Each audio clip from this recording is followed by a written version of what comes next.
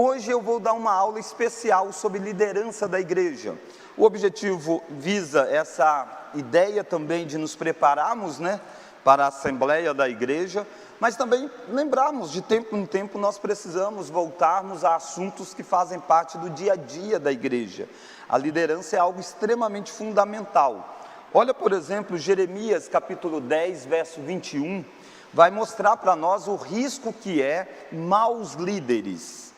Nós encontramos, não é o único lugar, tem várias advertências dessas, mas eu quero chamar a atenção para 2 textos de Jeremias, porque os pastores se tornaram estúpidos e não buscaram ao Senhor, por isso não prosperaram e todos os seus rebanhos se acham dispersos. Prosperar aqui não é prosperar financeiramente, tá? A ideia de prosperar no sentido enquanto pastores em que eles ocupavam.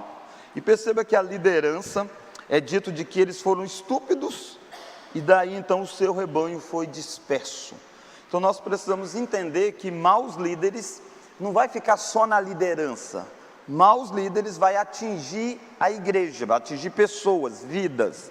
Bons pastores, bom e mal, a gente está considerando no sentido de exercer o ministério. A gente sabe que nenhum de nós somos bons por nós mesmos, só podemos fazer as coisas através da graça de Deus. Mas pastores então compromissados com o seu ministério, realizam boas obras e boas obras abençoam o povo de Deus. Pastores que não são compromissados em obedecer o Senhor, não são compromissados com a vida com o Senhor, isso não vai ficar só neles. Isso vai afetar a vida do seu rebanho.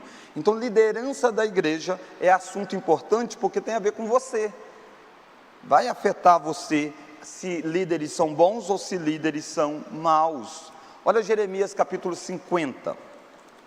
Jeremias 50, verso 6. O meu povo tem sido ovelhas perdidas. Só um minuto, olha a imagem. A imagem é que o meu povo tem sido ovelhas perdidas. Por que elas têm sido ovelhas perdidas? Continuemos.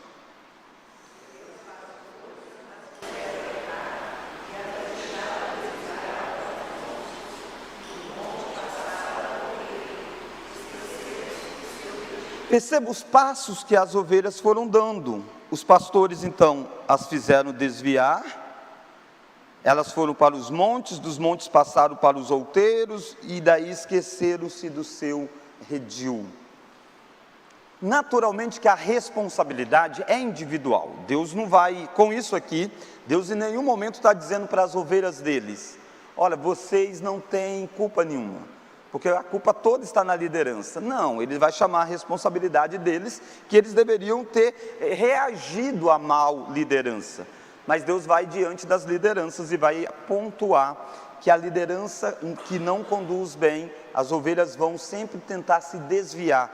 E é dever da liderança repreender, corrigir, trazer a ovelha para o caminho. Trazer a ovelha para o caminho não é necessariamente tentar agradar a ovelha. A ovelha tem por si só a tendência de se desviar. E cabe ao líder saber qual que é o caminho, para onde a igreja deve caminhar e nesse sentido conduzir. Então, maus líderes afetam a vida do povo. Nós temos olhado naquele estudo de panorama, livro de Oséias, livro de Jeremias, Isaías, e você viu várias vezes a crítica ao sacerdote, porque o sacerdote desprezou o conhecimento, o povo foi entregue aos seus próprios pecados. Mas e se a gente então não podemos ter maus líderes, qual que é o conceito de uma liderança correta nas Escrituras? E a liderança do povo de Deus, ela precisa ser uma liderança compartilhada. Então isso é importante. O modelo de liderança na igreja não é uma liderança em uma só pessoa. Você vai olhar desde o Antigo Testamento, chegando no Novo Testamento, e você vai ver sempre a ênfase numa pluralidade de pessoas que estão exercendo a liderança. Mesmo que dentre a pluralidade, alguns vão assumir alguns papéis. Então você vai ter às vezes aquele que vai estar conduzindo esses demais líderes. Mas a liderança é sempre compartilhada, de modo que o poder espiritual de governar a igreja de Cristo nunca é dado a uma só pessoa, sempre é dado a um colegiado. Isso é importante, e daí está a nossa base enquanto presbiterianos. Os irmãos veem muito o pastor, porque o pastor é aquele que inclusive ganha um salário para isso, para que ele se dedique de tempo todo nas coisas da igreja. Mas por detrás do pastor sempre tem o conselho da igreja, tem a junta diaconal em uma área e o conselho na área administrativa da igreja. Sem a administração, o poder não está nas mãos do pastor da igreja, nunca deve estar. O poder tem que estar sempre compartilhado por pessoas que Deus levanta. Olha, por exemplo, Êxodo capítulo 18. Você vai lá no modelo ainda inicial do povo. O povo de Deus estava sendo formado, descendente de Abraão, tinham ido para o Egito, tinham multiplicado, e Deus tinha tirado o povo do Egito através de um líder, Moisés. Mas Deus não quer que Moisés fique sozinho nessa posição de líder. Então, nosso primeiro princípio é que a liderança do povo de Deus é a liderança compartilhada. O primeiro exemplo é o exemplo de Moisés. Olha aí comigo, a partir do verso 13. No dia seguinte, assentou-se Moisés, vamos juntos? Para julgar o povo. E o povo estava em pé, diante de Moisés, desde a manhã até o pôr do sol. Então perceba, você vê a cena de Moisés assentado para julgar, para tomar decisões, para resolver demandas daquele povo, e ele está desde manhã até o pôr do sol, tem gente lá, e Moisés tendo que decidir as coisas. Olha o verso 14. Vendo, pois, o sogro de Moisés tudo o que ele fazia ao povo, disse, vamos juntos? Que é isso que fazes ao povo? Porque te assentas só, e todo o povo está em pé diante de ti, desde a manhã até o pôr do sol. Respondeu Moisés a teu sogro, é porque o povo me vem a mim para consultar a Deus, porque Moisés é o líder. Moisés está dizendo, não gente, eu tenho que fazer, não tem jeito. Verso 16, quando tem alguma questão, vem a mim para que eu julgue entre um e o outro, e lhes declare os estatutos de Deus e as suas leis. Quando você lê isso, você diz, Moisés está fazendo um grande trabalho, está fazendo um belo trabalho. Mas Moisés estava fazendo um grande trabalho, um belo trabalho, mas um trabalho fazendo de forma errada. Um trabalho que não duraria muito tempo se ele continuasse nessa condição, dele sozinho, tomando todas as decisões. Olha lá, verso 17. O sogro de Moisés, porém, lhe disse, vamos juntos? Não é bom o que fazes. Então a constatação do sogro é diferente da maioria de nós. Talvez a maioria de nós daríamos para Moisés uma medalhinha do grande esforço dele, de começar desde cedo e ficar até o pôr do sol, julgando todo mundo que chegava diante dele. Mas o sogro diz, não é bom o que você está fazendo, o que você está fazendo não é razoável, essa concentração de atividades em si. Olha lá mais, olha o verso 18. Sem dúvida, por que não é bom? Vamos juntos? Sem dúvida, tanto tu como este povo que está contigo, pois isto é pesado demais para ti, tu não podes fazer. Então ele está dizendo, é pesado demais. Gente, se é pesado para Moisés, imagine para qualquer outro líder que tiver na igreja, vai ser pesado. A gente tem visto, não sei quantos lidam um pouco mais com notícias, né, internet aí do mundo evangélico, uma igreja chamada Lagoinha, que tem muitos problemas em muitas áreas, e aí o pastor, que era o grande líder dela, se afastou e aí passou para o filho e uma série de coisas. Tem dado uma briga enorme, infelizmente até mesmo com medidas aí judiciais e tal. Então você percebe o quê? Uma igreja que ficou concentrada em uma pessoa, e você não tem uma estrutura de liderança, então você não tem um colegiado para definir os rumos da igreja. porque uma figura decide a igreja, e isso não é o ponto que Deus quer, porque essa figura vai ficar exausta, doente, e não vai ter como continuar. Essa é a constatação sobre a situação de Moisés. 19 agora. Ouve, pois, as minhas palavras, eu te aconselharei, e Deus seja contigo. Representa o povo perante Deus, leva as tuas causas a Deus, ensina-lhes os estatutos e as leis, e faz-lhes saber o caminho que deve andar e a obra que deve fazer. Então ele está dizendo, você faz estas coisas, mas olha agora o verso 21. Procura dentre o povo homens capazes, tementes a Deus, homens de verdade. Então vai vendo essas características, homens capazes, homens tementes a Deus, homens de verdade, que aborreçam o quê? A avareza, põe-no sobre eles por chefes de 1000, chefes de 100, chefes de 50, chefes de 10, para que julguem este povo em todo o tempo. Toda causa grave trarão a ti, mas toda causa pequena, eles mesmos julgarão. Será assim mais fácil para ti, e eles levarão a carga contigo. Liderança é bênção, mas liderança na Bíblia sempre também é dito de que há carga sobre ele. Ser líder é carregar uma carga. Quem não estiver disposto a carregar a carga, ele não deve ser líder. Porque o líder não veio para servir, para ser servido. O líder veio para servir. Então ele vai carregar carga, ele vai carregar preocupação de outras pessoas, vai carregar problemas que não são dele, é do outro. Ele vai carregar isso. E para isso ele precisa ter um grupo de pessoas que vão carregar algumas cargas juntos, para que um só não carregue a carga de todo o rebanho. Então esse é o ponto de uma liderança colegiada. Quando que isso inicia? Lá com Moisés.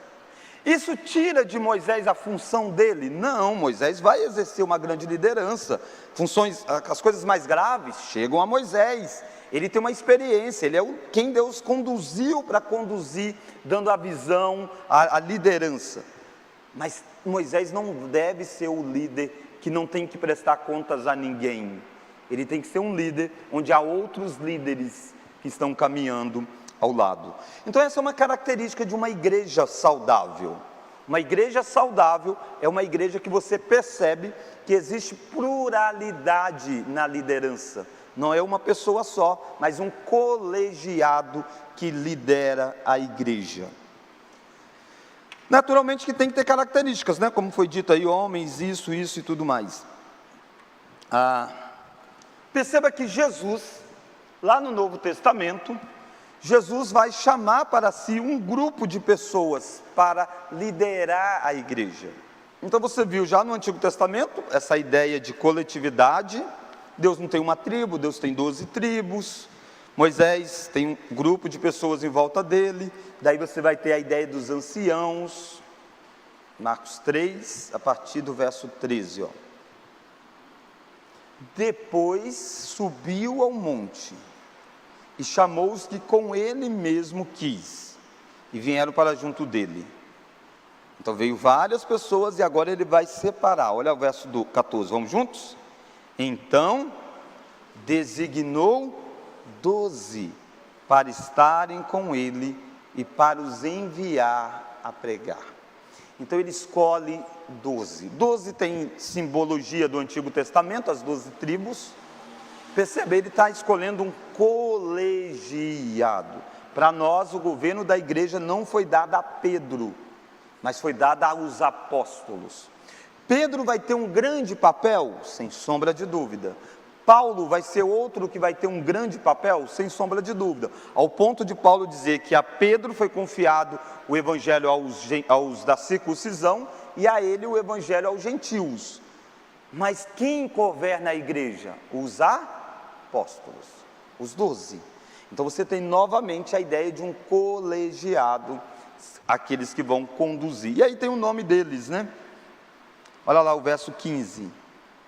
Então ele enviou para pregar, verso 15, e a exercer autoridade. E aqui para expelir demônios. Não tem liderança de igreja, oficial de igreja, que não exerça autoridade. Ser um oficial é ele exercer uma autoridade. Muitas pessoas fazem várias coisas na igreja, mas o oficial da igreja, o presbítero e o diácono, eles exercem uma autoridade dada pelo próprio Deus. Ele tem autoridades para algumas coisas. Esses aqui era específico para expelir demônios, mas se você continuar olhando, você vai ver que foi dada a eles a autoridade de perdoar pecados e não perdoar pecados. A ideia aí não era perdoar individualmente, mas a ideia é de ministrar disciplina sobre as pessoas, sendo a voz daquilo que o próprio Deus faz. Então às vezes as pessoas falam assim: mas eu queria ser oficial, mas eu não queria exercer uma autoridade, eu queria conversar com todo mundo e tal, e deixar todo mundo escolher. Não é essa a proposta bíblica. A proposta bíblica é que quando Deus levanta alguém para ser um oficial da igreja, a ele é dado uma autoridade para executar algumas coisas que Deus vai cobrar no último dia. Então o próprio Jesus constituiu um grupo. Os apóstolos naturalmente que vão morrer quando você vai olhando a descrição bíblica. E você não tem então a chamada sucessão de apóstolos. Era necessário para ser apóstolo ter visto Jesus, ter visto os ensinamentos de Cristo, visto os sinais que ele fez e tal. Então não há sucessão de apóstolo. Acaba-se os 12, Judas é o traidor, então coloca-se outro para compor o número. Depois disso não vai ter sucessão de apóstolos. Mas o que é que vai ter? Abra Atos capítulo 14. Para você entender o contexto, Paulo era um apóstolo e pregador itinerante. Ele saía pelas cidades pregando o evangelho como missionário, ficava um tempo, pessoas se convertiam, começava a ter bastante gente se convertendo, ele ia para um outro lugar e deixava aquele grupo base, que é aquilo que vai ser a igreja naquela cidade. E aí ele precisa estabelecer quem vai governar a igreja.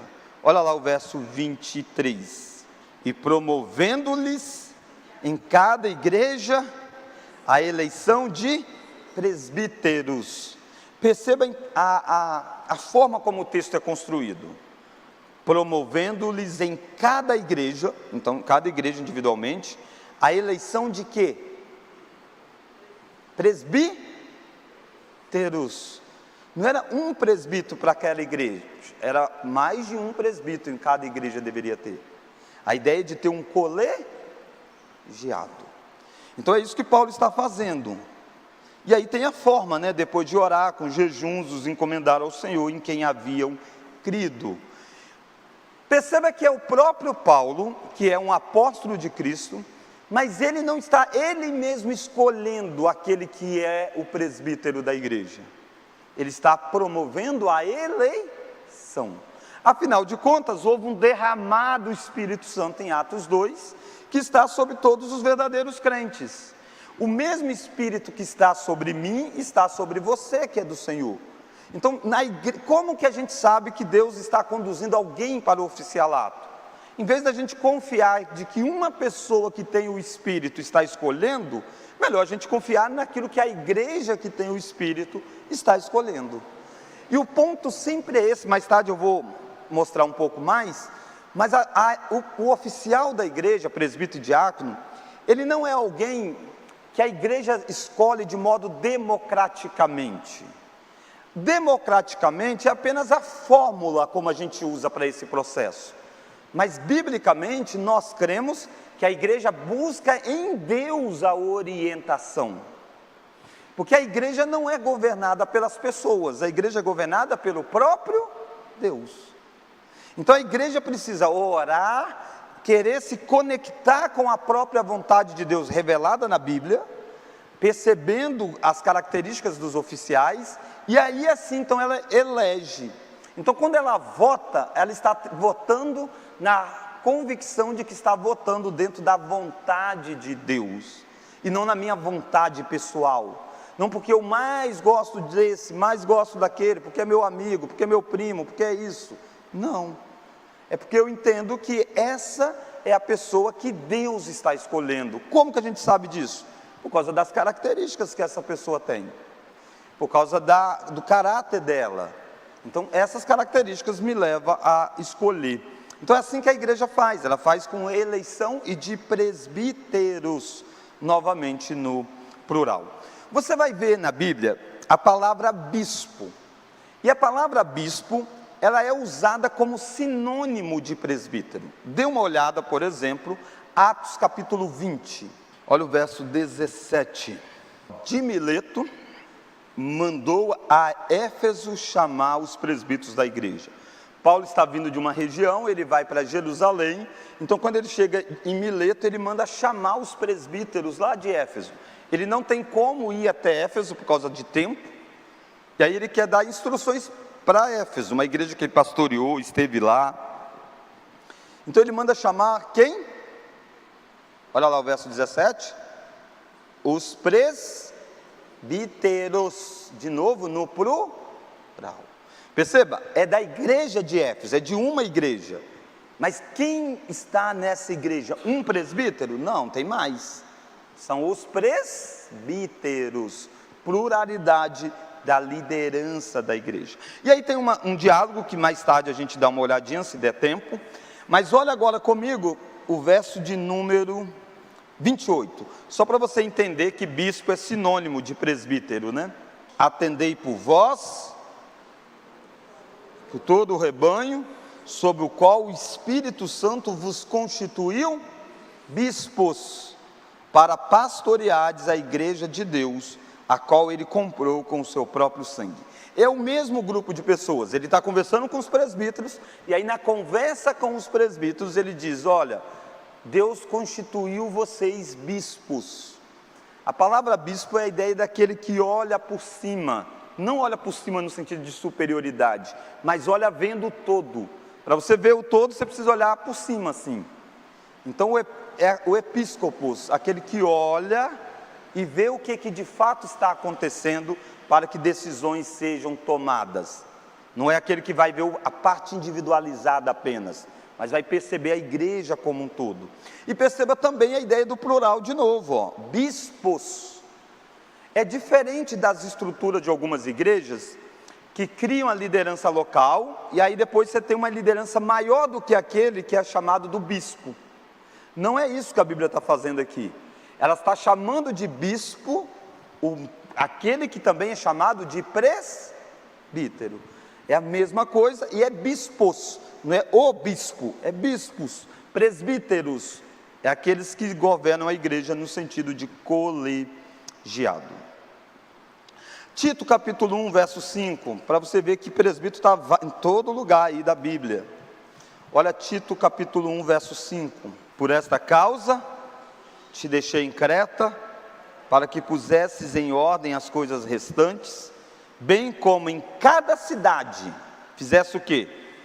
Constituísses presbíteros, de novo no plural. Em cada cidade você tem presbíteros, não é um presbítero em cada cidade, mas presbíteros em cada cidade. E aí tem as características, né? E que depois é apresentado a nós. Olha Tiago capítulo 5, verso 14. Então perceba que o meu ponto todo é esse aqui, ó. A liderança do povo de Deus precisa ser compartilhada. Nós vimos em Moisés, vimos no colégio apostólico e agora estamos vendo entre os presbíteros. Não é um presbítero que governa a igreja, não, os presbíteros que governam a igreja. 5,14. Está alguém entre vós doente? Faça o quê? Chame os presbíteros da igreja. De novo plural, de novo coletividade. Vá para Tiago capítulo 1. E perceba que a carta de Tiago não é uma carta dirigida a uma igreja apenas. Ele está dirigindo uma carta que nós chamamos de carta circular. Ela vai passar em vários lugares. E cada lugar que ela passava tinha o conceito de que naquela igreja era governada por presbíteros. Ao ponto de estar alguém doente, chamem os presbíteros para que eles possam orar por você. Olha lá Tiago 1. Olha o verso 2. Não, desculpa, verso 1. Tiago, servo de Deus e do Senhor Jesus Cristo, vamos junto? As 12 tribos que se encontram na dispersão. Saudações. Então ele não está escrevendo para uma igreja, ele está escrevendo para a igreja que estava espalhada. Então, várias cidades, eles leem a carta e quando eles veem presbíteros, eles sabem de quem ele está falando, daquela autoridade que tinha sido escolhida para governar a igreja em nome de Deus.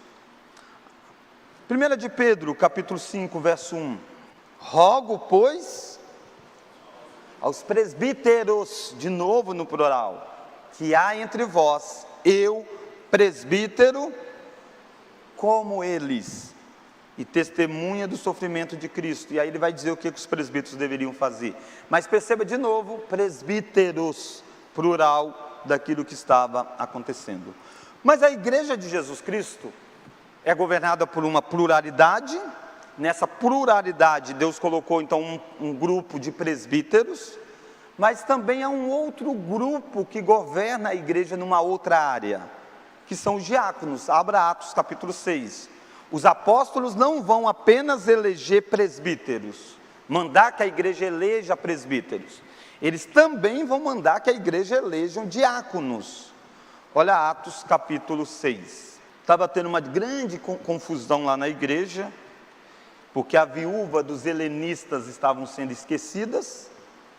Tem muita coisa envolvida nisso, tem a ver má administração, mas tem um grupo específico que está sendo esquecido. Não é qualquer grupo, é a viúva dos helenistas. Não era do judeu puro sangue. O judeu puro sangue estava sendo contemplado, mas o judeu que tinha sido reunido nessa cultura grega, então era considerados helenistas. Então essas eram as viúvas que estavam sendo esquecidas. Então havia uma certa predileção também aqui acontecendo. Olha Atos 6. Olha lá o verso de número 2. E aí eles queriam então que resolvessem isso, né? Que os apóstolos resolvessem essa questão. Então os 12 convocaram a comunidade dos discípulos e disseram, vamos juntos? Não é razoável que nós abandonemos a palavra de Deus para servir às mesas. Então os apóstolos entenderam que nem sempre o que é urgente é o que a pessoa precisa fazer. É um caso sério, as viúvas estão sendo esquecidas, mas eles disseram, nós não podemos trocar a proclamação da palavra por essa assistência social. É importante tê-la, mas nós não podemos trocar uma coisa pela outra. E aí eles vão fazer exatamente o processo de estender um braço desse ofício através da junta diaconal. Verso 3, ó. Mas irmãos, escolhei dentre vós 7 homens, então de boa reputação. E aí tem as características de novo sendo apresentadas aqui dos diáconos. E perceba que no verso 6, ó, eles escolheram, dentre eles tem Estevão, um homem muito famoso na história bíblica. Olha o verso 6. Apresentaram-nos perante os apóstolos, impuseram as mãos. O que é impor as mãos? O que está acontecendo aqui? Ordenação. Esses homens agora vão exercer o diaconato, porque eles estão ordenados a esta função. É possível que alguns desses homens ou outros homens tivessem ajudado, levado mantimento e feito coisas? Claro que é.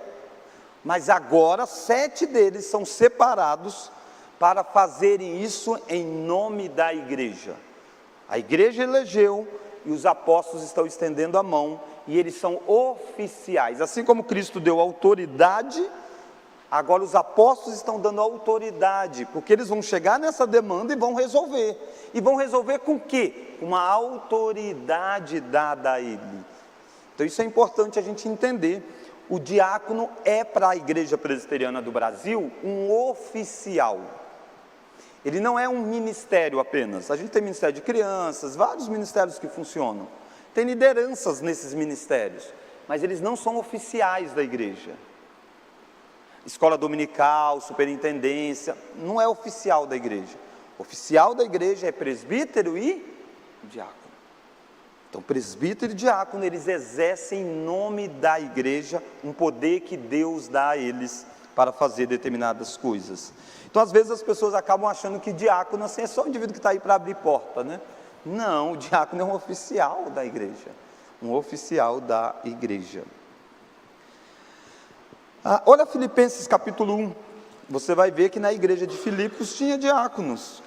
Lembra que a palavra diácono no grego, ela é uma palavra que significa serviço, a ideia de servir, alguém que é enviado para servir.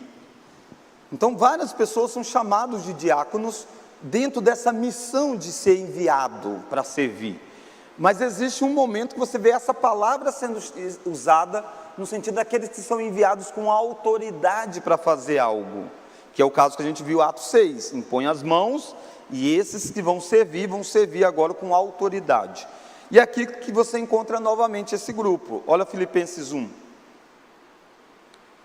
Paulo e Timóteo, servos de Cristo Jesus, a todos os santos em Cristo Jesus, inclusive bispos e diáconos que vivem em Filipos.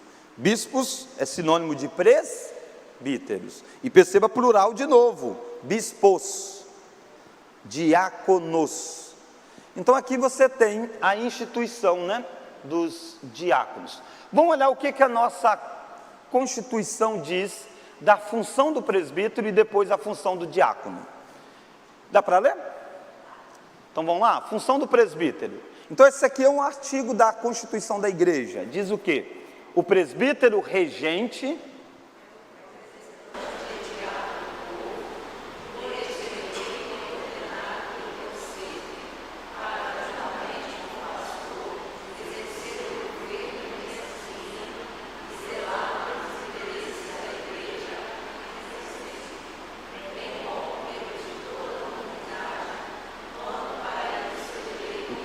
Então, perceba um minuto, ó.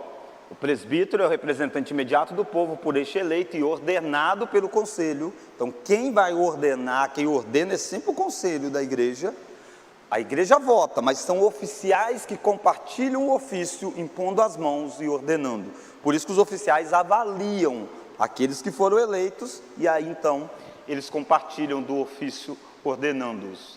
E aí o presbítero vai juntamente com o pastor exercer o governo, a disciplina e zelar pelos interesses da igreja. Não é o pastor quem disciplina alguém na igreja. O pastor lida pastoralmente com as questões, mas quando se torna um tribunal, precisa haver uma disciplina eclesiástica, é o pastor junto com os presbíteros. Eles quem tem a chave para fazer isso. Artigo 51. Compete ao presbítero fazer o quê? O que o presbítero, individualmente, né? Aqui ele faz coletivamente. Um presbítero sozinho também não disciplina ninguém. É o conselho da igreja reunido. Agora, individualmente, o que cabe o presbítero fazer? Levar ao conhecimento do conselho as faltas que não puder corrigir por meio de admoestações particulares. Eu ia falar os mais antigos não, mas os mais experientes vão lembrar de mais experientes dentro da Igreja Presbiteriana do Brasil, vão lembrar que no passado as pessoas diziam muito assim, cuidado, isso o presbítero vê, ele vai contar para o pastor. Então assim, a ideia de como se o presbítero fosse o fiscal, né, da vida dos outros. Não é isso. A ideia é que o presbítero está para pastorear, ajudar. Então se ele vê alguma coisa errada, ele vai tentar conversar com a pessoa, pastorear aquela pessoa. A pessoa foi aberta a isso, está resolvido? Está resolvido. E não é alguém que é o fofoqueiro da igreja, olha o que acontece nos outros para contar. Então o presbítero ele está nessa dinâmica de ser um pastor, ele não está fazendo para te perseguir, assim como o pastor não te persegue, ele é alguém que está para cuidar, e à medida que ele vê que alguém está indo por algum caminho, ele chega na pessoa, conversa com a pessoa e pastoreia a pessoa, e de repente está resolvido, e aquilo nunca vai chegar ao conselho da igreja, não vai ter um tribunal, não vai ter uma disciplina, porque era uma questão que o presbítero resolveu lá com a pessoa. Ele tem autoridade para isso. Algumas questões ele percebe que não dá para resolver assim, ele vai então comunicar ao conselho, e aí o conselho toma as providências. No artigo 50, ele não é eleito e ele é designado.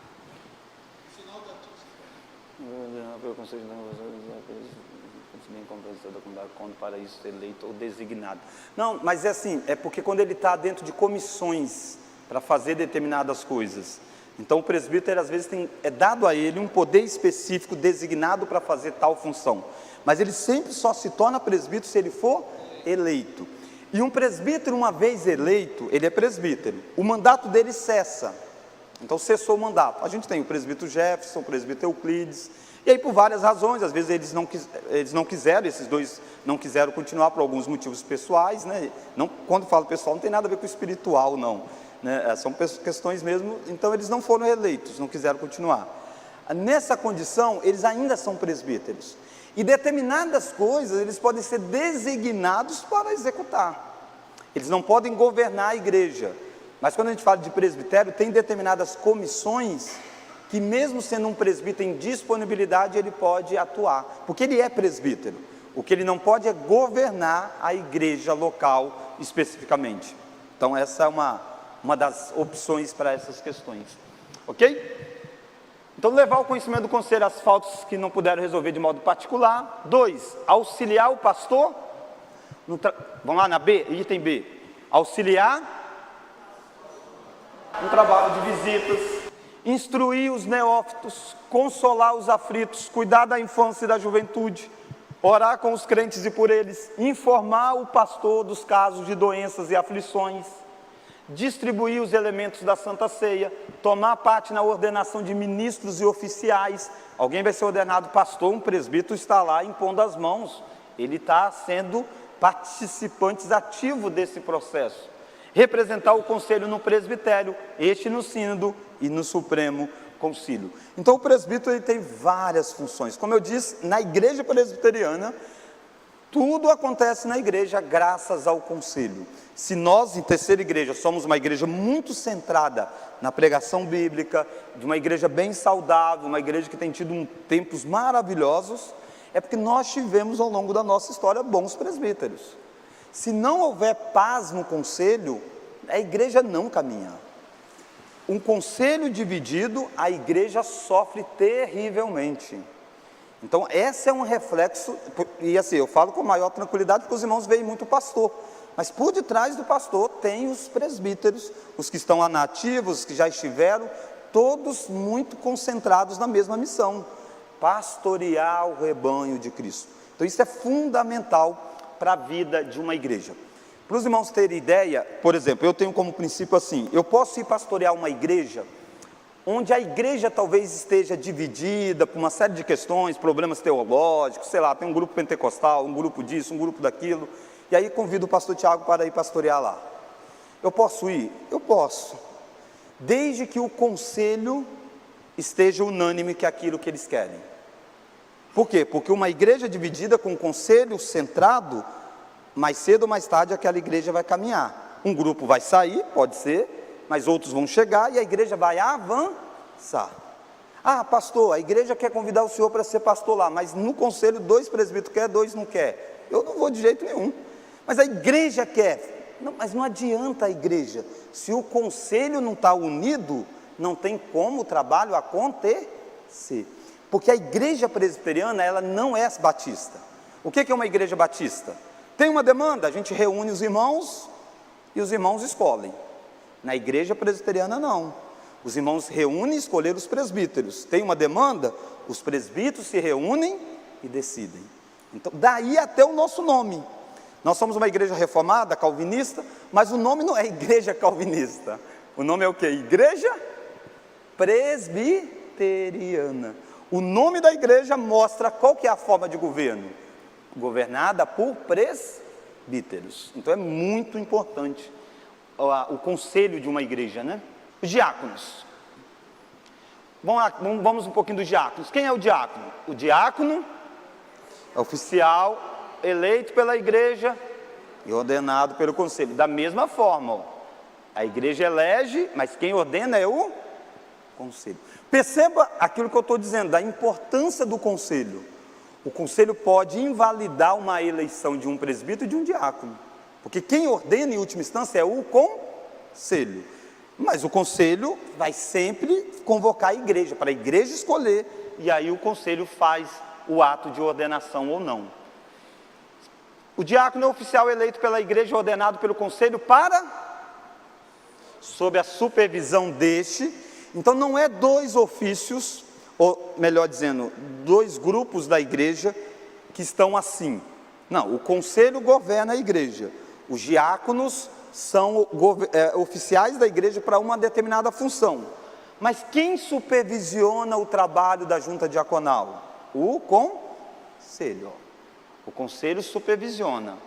Dedicar-se especialmente a quê? O que os diáconos fazem então? Vamos juntos? Arrecadação de ofertas para fins piedosos, os cuidados dos pobres, doentes, inválidos, a manutenção da ordem, a reverência nos lugares reservados ao serviço divino, exercer a fiscalização para que haja boa ordem na casa de Deus e suas dependências. Perceba que são 4 frasezinhas aí, mas que abrange muita coisa. A ordem toda do culto passa pelo trabalho dos diáconos. Tem uma criança chorando muito, o diácono deve chegar junto aos pais. Não é o pastor de público dizer, olha gente, a criança aí está fazendo... Não, o diácono vai lidando com essas questões. Então cabe à junta diaconal sempre estar atenta à ordem do culto. E você que é pai, você que é mãe, entender que eles são oficiais colocados por Deus para o bem da própria igreja. Então quando ele conversa com você, é para o bem seu, para o bem do culto, para o bem das coisas de Cristo. Não é porque ele quer impor a vontade dele, né? A vontade dele. Perceba a necessidade de lidar com os necessitados. Quem é que cuida diretamente dos necessitados da igreja? Os diáconos. Ele é um ofício para isso. Tem alguém com muita dificuldade, precisando de uma cesta básica. O pastor às vezes não vai nem saber direito, mas chegou ao diácono, o diácono vai tomar as providências. Ele pode depois informar o pastor para que o pastor possa ir lá pastorear, ajudar, mas a função social é da junta diaconal. Até mesmo visitar pessoas doentes, não que o pastor e o presbítero não façam, mas é função da junta diaconal, estar atento a isso, visitar os doentes, os inválidos, conduzir esse processo. E naturalmente, irmãos, que com a modernização, o que é uma ordem de culto hoje em dia, né? As coisas em ordem. Tem que chegar mais cedo, abre a igreja, fecha a igreja, cuida do som, ajuda em várias áreas. A gente está aqui, sempre tem um diácono lá com um tabletzinho na mão me calando quando eu estou falando demais. Não, estou brincando. Mas o diácono atua em várias coisas da igreja que às vezes os irmãos não veem, entende? Cadê o diácono? Não estou vendo ele. Mas ele está nos bastidores trabalhando, né? Perceba que como a igreja é uma igreja de liderança compartilhada, as decisões da igreja são decisões conciliares. Você tem Atos 15, onde você vai ter uma grande demanda envolvendo a questão da circuncisão. E aí a igreja se reúne. Quem está reunido nessa grande assembleia da igreja? Os apóstolos e os presbíteros. E eles têm ideias diferentes, embora são cristãos, do povo de Deus, estão compromissados com Deus, mas não ainda chegaram no mesmo grau de maturidade. Paulo entende que não é necessário circuncidar. Outros entendem, tem que circuncidar. Paulo tenta argumentar, Paulo tenta pela via de convencimento individual, não conseguiu, então ele leva ao concílio. Tem uma reunião dos presbíteros, dos apóstolos, para decidir isso. Decidiu isso, ele sai com um documento em mãos, e a igreja deve fazer o que diante dessa decisão? Aceitar. E a frase inicial é: pareceu bem ao Espírito e a nós. O Espírito nos conduz e nós temos a nossa responsabilidade. Então os apóstolos estão dizendo: pareceu bem ao Espírito e a nós reunidos, chegamos nessa decisão. E aí não cabe aquele grupo que estava questionando, continuar questionando, senão ele nunca resolve. Então houve paz na igreja, houve pacificação na igreja. Isso é importante numa igreja. Quando a decisão conciliar se dá, a igreja precisa ter paz, naturalmente, quando não se fere os princípios claros das Escrituras, né? Na Igreja Presbiteriana do Brasil, esse sistema de conciliar vai acontecer em todas as esferas, desde a igreja local, que é o pastor e os presbíteros, melhor dizendo, no presbitério, onde vão pastor e presbítero de cada igreja, no sínodo, onde vão pastores e presbíteros representando os presbitérios, e no Supremo Concílio, que vão pastores e presbíteros representando o presbitério. Na Igreja Presbiteriana do Brasil, por mais influente que seja teologicamente, reverendo Augustus, por exemplo, uma mente brilhante que Deus tem abençoado, mas ele não decide os rumos da igreja, por exemplo. Na hora de decidir, ele vai votar como qualquer outro vota, como um presbítero daqui que vai ao Supremo Concílio. Então, por isso a importância de entendermos o sistema colegiado da igreja. Entender que a igreja é governada pelos seus concílios e tudo começa na igreja local. E um concílio tem as suas funções. O Supremo Concílio não pode tomar medidas que é da igreja local, e não pode ir lá e disciplinar alguém que é da igreja, é função da igreja fazer isso. Então tem as funções que cada concílio pode executar nesse processo. Dentro dessa dinâmica, você tem uma ênfase específica a um desses presbíteros. Abra lá em Timóteo, 1 Timóteo capítulo 5. Assim como Moisés tinha uma determinada função, assim como dentro do grupo apostólico você tem 4 que têm determinadas funções, agora dentro dos presbíteros você tem um que vai exercer uma determinada função. Olha 1 Timóteo 5. Na hora de governar são iguais, mas eles têm uma distinção importante, e que quando a gente perde isso de vista, a gente também perde o fator unificador da igreja, que é aquele que vai conduzir com a instrução a igreja. 1 Timóteo 5, verso 17.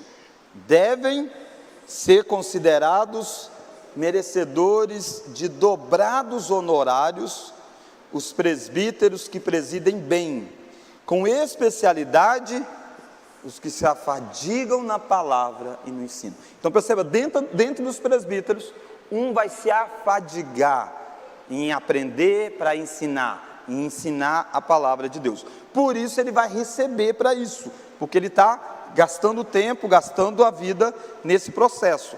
Aí vai ter toda a argumentação está lá na lei até, verso 18, ó, pois não amolece o boi quando pisa o trigo, e ainda o trabalhador é digno do seu salário. Então tem toda essa dinâmica de que o presbítero docente tem direitos, tá bom? Então dentro do conselho, que no caso é o pastor, o presbítero docente é o nome que é dado ao pastor, é aquele que se dedica a esse processo. Irmãos, a liderança do povo de Deus precisa ser qualificada. Olha lá, 1 Timóteo 3. É um texto muito conhecido que vocês já me ouviram falar muitas vezes. Toda eleição de presbítero a gente cita, né? Fiel é a palavra. Se alguém aspira o episcopado, excelente obra almeja. Vamos juntos? É necessário, portanto, bispo. Lembra quem é o bispo? O presbítero. Seja o quê? Irrepreensível, esposo de uma só mulher, temperante, sóbrio, modesto, hospitaleiro, apto para ensinar, não dado ao vinho, não violento, porém cordato, inimigo de contendas. Às vezes fala assim, tem que colocar no conselho um presbítero que seja bravo, né? Não, a Bíblia usa, tem que ser inimigos de contenda. O objetivo não é criar contenda, o objetivo é sempre pacificar à luz da Escritura. Em alguns momentos tem que exercer energicamente essa função e espantar o lobo, mas o objetivo é trazer paz para a igreja. Esse é sempre o objetivo. Olha mais lá, verso de número 4. E que governe bem a própria casa, criando os filhos sob disciplina, com todo o respeito. Pois se alguém não sabe governar a própria casa, como cuidará da igreja de Deus? Então o ponto é, olhe para como ele é pai. É assim que você vê se ele está apto para ser oficial, como que ele é um marido, como que ele lidera a família. Se ele não consegue liderar 4, 5 pessoas, como é que ele vai liderar 120, 150, 180 pessoas? Então a liderança passa por esse processo familiar. Verso 6, vamos juntos? Não seja neófito. Neófito é novo convertido. Por quê? Para não suceder que se ensoberbeça e incorra na condenação do diabo. É uma área perigosa, porque afinal de contas você está tendo um certo poder. Cuidado para que o motivo pelo qual se torna presbítero e diácono não seja o motivo da glória pessoal, né? Tá dizendo, então não coloque neófito, porque ele pode ser tentado e essa tentação tornar ele orgulhoso, e ele como orgulhoso vai cair no mesmo caminho que o diabo fez. Verso 7, pelo contrário, é necessário que eles tenham bom testemunho dos de fora, a fim de não cair no opróbrio e no laço do diabo. Semelhantemente quanto ao diácono, vamos lá, quanto ao diácono, o que é necessário? Que sejam respeitáveis, marido de uma só mulher, não inclinados a muito vinho, não cobiçosos de sorte da ganância, conservando o mistério da fé com a consciência limpa. Também sejam esses primeiramente experimentados, e se mostrarem irrepreensíveis, exerçam o diaconato. Semelhantemente, da mesma sorte quanto as mulheres, é necessário que sejam elas respeitáveis, não maldizentes, temperantes e fiéis em tudo. A ideia aqui é que seja a esposa do diácono. O diácono seja marido de uma só mulher e governe bem os seus filhos e a própria casa, pois os que desempenharem bem o diaconato alcançam para si mesmos justa preeminência e muita intrepidez na fé em Cristo Jesus. As características espirituais é praticamente igual ao diácono e presbítero. O que diferencia é que para o presbítero é exigido de que ele tenha uma aptidão para lidar com as escrituras, porque ele vai exercer um ministério voltado com a palavra de Deus acima de tudo. Inclusive, cabe ao conselho, muitas vezes, decidir se um pastor fica, se um pastor não fica na igreja, se o pastor está pregando é algo bíblico ou algo não bíblico. Então ele tem que estar apto a ensinar. Não necessariamente precisa ensinar em público, mas ele precisa estar apto a ensinar, seja em público, em privado, mas ele tem que ser alguém que saiba ensinar a palavra de Deus às pessoas, tá bom? Então a liderança do povo de Deus precisa ser uma liderança bem serva, como a gente já conversou, não pode ter orgulho no coração. E eu quero terminar com Hebreus 13, 17. A liderança do povo de Deus precisa ser respeitada e amada. Vamos ler para a gente encerrar? Às vezes a gente fala muito dos deveres da liderança, e temos que falar, né? Mas a gente fica constrangido em falar dos direitos que a liderança tem, e às vezes a gente faz isso porque parece que a gente está legislando em causa própria, né? Também ele está falando isso porque ele é pastor, porque ele é presbítero, mas é um dever bíblico de instruir que aqueles que são membros de uma igreja, eles precisam mostrar carinho, admiração, respeito para com aqueles que são presbíteros e diáconos. Obedecei aos vossos guias e sede submissos para com eles, pois velam por vossa alma, como quem deve prestar contas, para que façam isto com alegria e não gemendo, porque isto não aproveita a vós outros. Ele está dizendo, obedeça a eles, seja submisso a eles, porque eles são os guias que estão fazendo isso como quem está velando, cuidando da vida de vocês. E se você não for submisso, ele vai fazer esse processo gemendo. Dá trabalho, você se rebela, ele se irrita e é estressante. Então diz, não, olhe para ele, veja como alguém que está tentando cuidar de você. Pensa no seu filho. Quando você está tentando cuidar do seu filho e ele faz pirraça e não sei o quê, você fica irritado, não fica? É ruim isso. Isso machuca. E você está fazendo para o bem dele. Então é assim que a gente deveria olhar os nossos líderes. Nesse sentido, como pais que estão cuidando da gente. Eles não são infalíveis, a escritura que é infalível, mas a gente deve tentar o máximo possível fazer com que essa carga seja mais leve durante a jornada, tá bom? Vamos orar? Oh Deus, obrigado pela vida da nossa igreja, obrigado pelos esses 21 anos de organização eclesiástica que nós temos, obrigado pela vida de todos os presbíteros e diáconos que passaram por esta igreja e que estão ainda nesta igreja servindo também, obrigado pela dedicação deles, obrigado porque eles cuidaram do coração, de modo a não serem tomados pelo orgulho, ao ponto de quererem impor vontades pessoais, mas sempre submissos à vontade do Senhor, revelado na palavra da Escritura. Pedimos, ó Pai, que o Senhor continue abençoando a vida de cada um deles, dando a eles a alegria de pertencer ao Teu reino, e a alegria de saber que sempre trabalham para o bem do povo de Deus e para a glória do nome do Senhor. E que nós, enquanto igreja, possamos nos preparar para a eleição do dia 15, orando ao Senhor, buscando no Senhor a melhor decisão quanto a presbíteros e diáconos para esta igreja.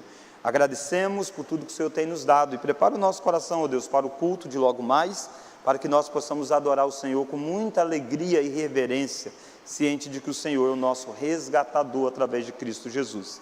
E é no nome dele que nós oramos. Amém.